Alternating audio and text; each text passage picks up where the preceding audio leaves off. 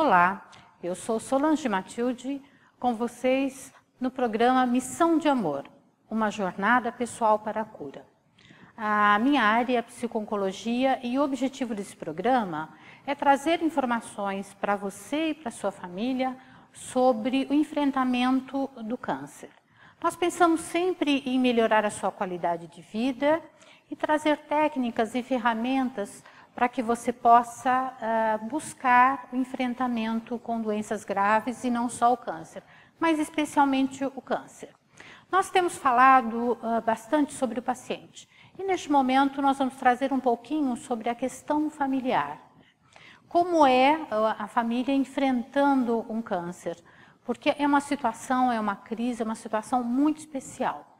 E talvez a própria palavra câncer já signifique que é algo fatal. Nós temos uma crença profunda de que câncer mata.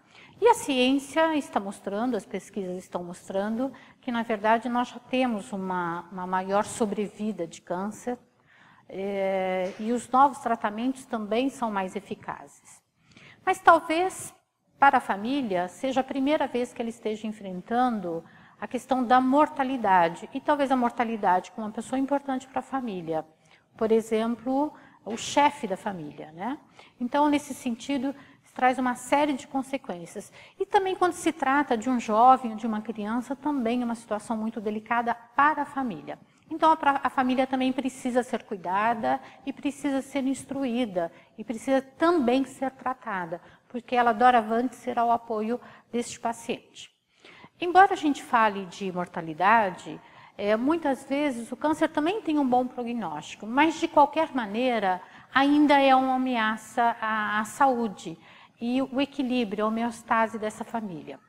E quando isso acontece, nós descobrimos que somos mortais e que o nosso corpo tem limite, né? Seja o nosso ou seja de algum familiar nosso. Isso traz profundas reflexões e mudanças dentro desse grupo familiar. E a família tem que se confrontar com a questão de uma possível perda, né? E se nós estamos falando do chefe de família ou de alguém que sustente essa família, que seja o arrimo de família, isso pode trazer uma ruptura na estrutura da família. Lembrando que o câncer é uma doença que tem um tratamento longo, né? Nós imaginamos que feito a cirurgia está tudo resolvido e na verdade não é bem assim. É uma doença crônica, o diagnóstico é demorado, o tratamento é demorado, e isso vai mexer muito com a família e com as pessoas que compõem essa família. E sempre quando se pensa principalmente no chefe de família ou de alguma pessoa que mantém essa família, todos na família começam a pensar, será que eu vou sobreviver a essa perda caso ela venha acontecer? Talvez seja uma das primeiras perguntas que nos perturbe. E outra pergunta que geralmente a gente se faz é, será que eu conseguirei sobreviver e ir em frente, sendo você o paciente? Nós nos inspiramos no livro também do Simonton, escrito pela esposa dele, a Stephanie Simonton, que é específico para a família, né? Então, quando nós falamos do paciente, nós trabalhamos com um livro, com a vida de novo. E há um outro livro só dedicado à família. Então, é bem interessante, se você tiver necessidade, ou se você estiver comprometido com isso, que leia o livro e ele trará mais detalhes importantes para te dar um recurso para enfrentamento em relação à doença. Voltando a falar um pouquinho da doutora Kubler-Ross, ela foi uma das autoras que mais escreveu sobre morte. Em um dos livros, ela cita o processo de enfrentamento para a morte. E depois a gente foi utilizando esse processo de 5 etapas para grandes crises na nossa vida e nós vamos percebendo que nós passamos por essas 5 etapas. Nós já falamos isso com o paciente. E neste momento nós vamos fazer uma abordagem mais familiar desses 5 processos que todos nós passamos diante de uma crise. São eles: a negação e o isolamento, a raiva, a negociação, a depressão e a aceitação. Lembrando, como nós dissemos para o paciente, que na verdade você não segue essa sequência. Possivelmente nós podemos vivenciar de maneiras variadas, porque cada pessoa é uma pessoa, né? Talvez você tenha facilidade com um processo e não tenha com outro. O importante é que entendamos que nós vamos partir da negação, que é muito comum iniciarmos por ela, e pretendemos chegar na aceitação. Vamos falar um pouquinho então dessa reação inicial, que é o choque, né, do diagnóstico e a negação. Eu me inspirei muito para falar sobre isso porque eu estou vivendo isso com um grande amigo, né? Ele recebeu um diagnóstico muito importante e essa fase do diagnóstico é muito complicada, porque a partir do momento que você tem algum sintoma ou tem alguma suspeita, de repente você está fazendo o seu check-up e se descobre alguma coisa. Até buscar mais informações, fazer a biópsia disso leva 2, 3 ou mais tempo. Isso traz muita angústia. E aí quando você tem o diagnóstico, você entra em negação. E você diz, eu não, esse exame não é meu, talvez tenham trocado a radiografia, o médico pode estar enganado, não pode ser verdade. Então esse é o primeiro grande impacto. A gente tenta procurar um erro, tenta entrar na negação porque é muito contundente, principalmente com uma doença tão grave. A negação é bastante comum, né? Qualquer enfrentamento vai passar pela negação. E ela nos traz uma grande reflexão, né? Talvez a gente passe muito tempo na negação, dependendo do nosso histórico psicológico, do nosso histórico com relação a sentimentos e enfrentamento de situações difíceis, eu posso levar um longo tempo na negação. E a família também vai passar por esse processo. Principalmente se for o chefe da família, uma pessoa importante na família, ou uma criança. Então imagine uma criança, você recebendo o diagnóstico, você nunca quer acreditar. Um bebê, por exemplo, acabou de chegar, é uma criança que pretensiosamente está trazendo alegria para a família, e aí tem um diagnóstico de câncer. É inevitável nós entrarmos em negação, porque ali diante de nós está a vida, está a organização da nossa família. Portanto, é um processo que a família vai passar e o paciente também.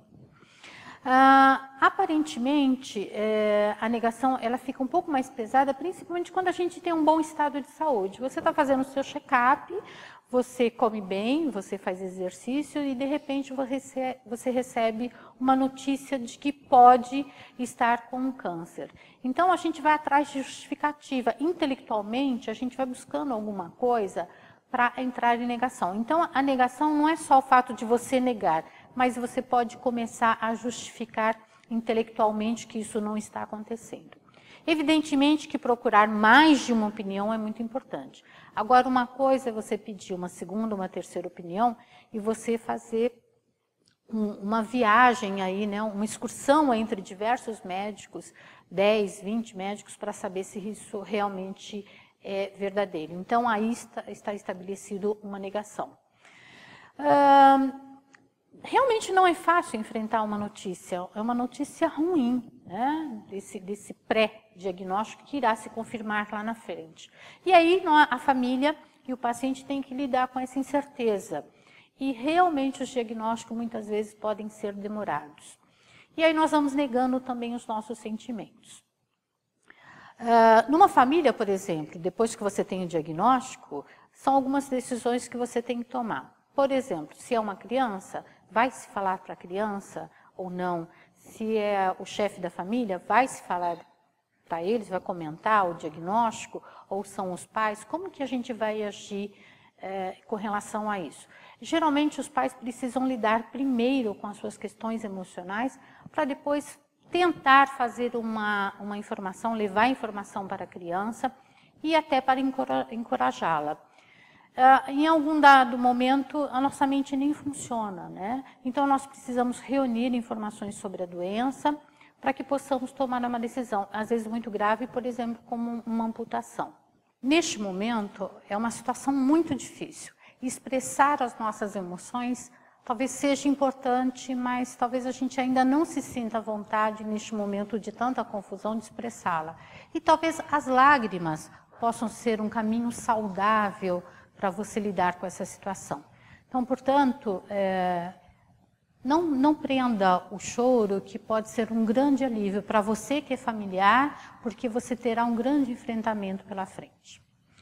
Um outro ponto importante, uma outra etapa que a doutora Elizabeth Kubler-Ross identificou, é o momento da raiva e do ressentimento. A raiva, ela vai aparecer em algum momento e é bastante frequente como uma reação para quem está enfrentando um câncer. E muitas vezes a gente pensa que é melhor a gente tentar evitar, porque de fato não é uma reação agradável e talvez nem apropriada. Porque a gente tem a ideia de que está perdendo o controle sobre a própria vida e que o nosso corpo é finito e vulnerável.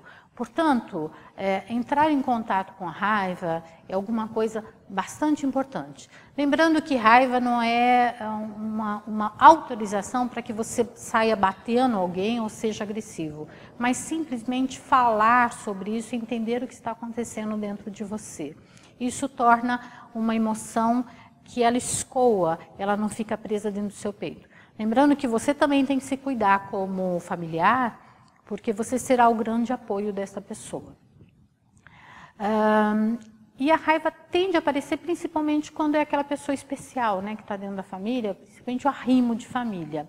E aí as pessoas começam a sentir raiva porque se sente dependente daquele chefe de família e depois começa a imaginar e fantasiar como é ficar sem essa pessoa, sem esse ente querido que provisiona o lar. Né? Para a esposa em especial também isso é muito complicado, principalmente se ela não tem uma condição de independência financeira.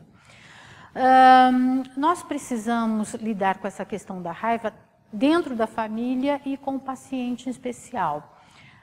E existe uma coisa muito interessante que é as pessoas da família querer se afastar do paciente neste momento. Né? Tem um medo inconsciente de que vai perder e talvez seja melhor se afastar. Talvez não seja uma solução tão boa assim, porque na verdade o paciente ele já está passando por um processo sozinho e ele vai ficar mais solitário. Lembrando que você está passando por uma situação de insegurança e é um estado de terror, né? Porque você nunca imaginou que isso pudesse acontecer na sua vida. E é importante você entender que neste momento, quando surge essa raiva e que você prefere ficar distante do seu familiar, na verdade você está passando pelo luto antecipatório. Essa pessoa, na verdade, ainda não morreu, não desencarnou. Então, é importante que você entenda que a tua crença de que a morte tem uma ligação direta com o câncer é uma crença sua. E que, na verdade, essa pessoa, você deverá se despedir dela somente quando isso acontecer. Então, não viva esse luto antecipadamente. A família se isolar é um grande mal e o paciente também fica muito mais isolado. Como que a família pode fazer isso, ou o chefe de família, ou alguém da família? Começa a trabalhar mais, por exemplo, né? E aí tem uma boa desculpa, uma desculpa bastante coerente para não visitar, para não acompanhar o paciente nos exames ou no tratamento. Ou arruma uma desculpa qualquer para não ficar em casa. Se isso estiver acontecendo com você, preste atenção se você não está se defendendo, se você não está enfrentando muito bem isso e está arrumando uma desculpa para não enfrentar frente a frente isso junto com o seu familiar. Lembrando que isso vai trazer sentimentos, né, de arrependimento futuramente. Então é melhor que você lide agora, neste momento, com essa situação. Procure uma ajuda profissional, se for o caso. A religiosidade também pode te ajudar. E muitas vezes os profissionais que tratam do seu ente querido também podem te ajudar. Geralmente nos hospitais tem psicólogos capacitados para conversar com você sobre isso. O paciente também, de alguma forma, ele pode negar a sua necessidade que tem de estar com a família. Isso também não é saudável. Então, muitas vezes, o próprio paciente vai dizer, eu não quero ninguém da família aqui comigo. E faz questão que as pessoas se isolem. Isso também contribui para uma dificuldade no processo de recuperação. Então, é importante que a família entenda que ela tem que enfrentar isso, ela precisa, alguém da família, se assim todos não puderem, mas alguém da família precisa estar junto com o paciente.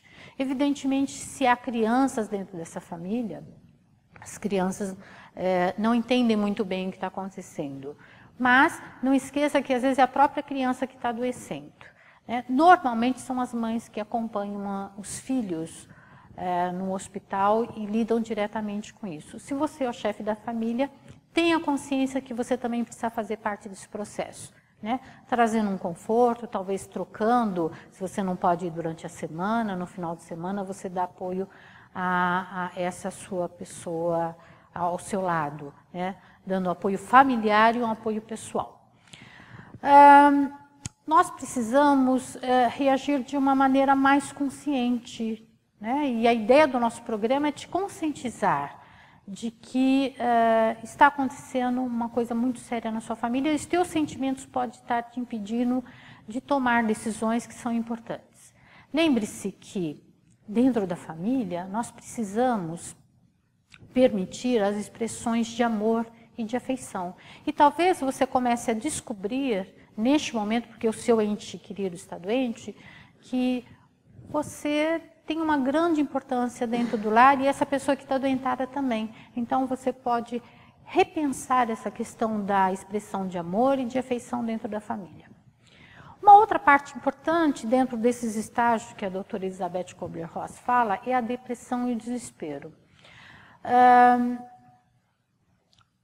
Como que a gente pode fazer para enfrentar isso? Você vai chegar no processo de depressão, queira ou não queira, né? Porque é uma doença bastante grave e muitas vezes a gente não está percebendo isso. O fato de estar mais depressivo ou desespero também favorece a não tomada de alguma decisão, né? E você acaba não participando das decisões porque está deprimido. E nesse caso é impossível não tomar nenhuma decisão. Você terá que participar e talvez você se sinta melhor indo para a ação, buscando objetivos e até renovando as suas esperanças, tanto de você quanto para o seu familiar. E aí, se nós passarmos por todo esse processo, saindo lá da negação, nós vamos estar a caminho da aceitação. E aí a gente começa a perguntar, por que eu? Por que isso está acontecendo com a nossa família? E a família já começa então a se afastar dessa depressão, de todo esse caminho muito dificultoso. E aí nós encontramos também outros tipos de pensamento, outros tipos de pergunta relativo a Deus, né? Por que Deus permite que isso está acontecendo na minha família e conosco? E é um bom momento para você fazer reflexões sobre a sua religiosidade, sobre a sua espiritualidade e buscar mais informações que isso. Será que você coloca a sua vida nas mãos de Deus e também coloca a cura nas mãos de Deus? Será que você não é parte integrante da recuperação da saúde desse seu ente querido e ele próprio? Será que ele está participando da cura? Então, a religiosidade, nesse momento, pode favorecer e pode também atrapalhar, se é uma religiosidade que que tira a sua responsabilidade de viver junto à sua família e também de buscar o caminho da saúde. O meio termo aí é a melhor forma de se prosseguir. Então, busque ajuda na sua equipe, no seu grupo religioso e tenha critérios para fazer isso.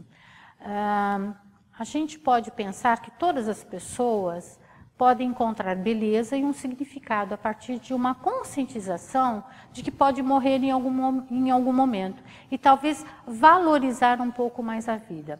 Pensar como utilizar o tempo que resta, reorganizar as suas prioridades e as maneiras de viver talvez sejam algo para que você possa pensar. E aí eu gostaria de fechar o programa, e a gente vai falar muito mais sobre a família ainda, mas eu gostaria de deixar algumas frases que estão nesse livro.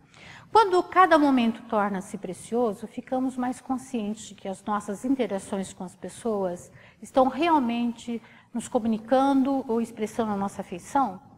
Se o paciente e a sua família querem aprender novas maneiras de reagir à vida e criar um ambiente propenso à cura, devem aceitar a doença e trabalhar juntos.